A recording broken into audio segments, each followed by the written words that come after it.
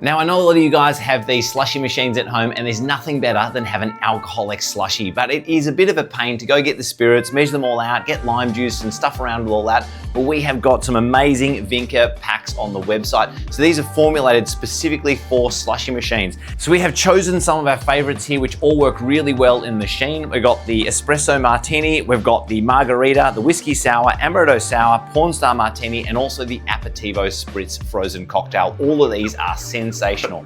So if you've got a machine where the tank is less than 2 liters in size, what you'll need to do is get all these ingredients, put it in a jug like this, and pour them all in like so, and then you'll have to top it up with water up to the 2 liter mark. Now, please make sure to top up with water that 2 liter mark. If you don't put any water, it's gonna be too high alcohol concentration and it's not gonna freeze in your cocktail machine. So once you've got that 2 liter mix inside the jug, just pour it into the top of the machine to its maximum fill line. And then when you have a few cocktails, use up the rest and just top it up into the machine.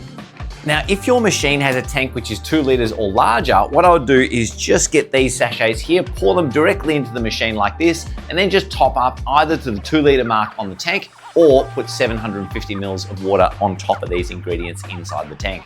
Now, once you've got the tank filled, it takes about half an hour or so for your slushy machine to freeze that completely, which is just enough time for you guys to go and get yourself some lime or coffee beans or the garnish necessary for that cocktail. It has never been easier to make great value, simple to make cocktails, which taste absolutely amazing. See you guys next time.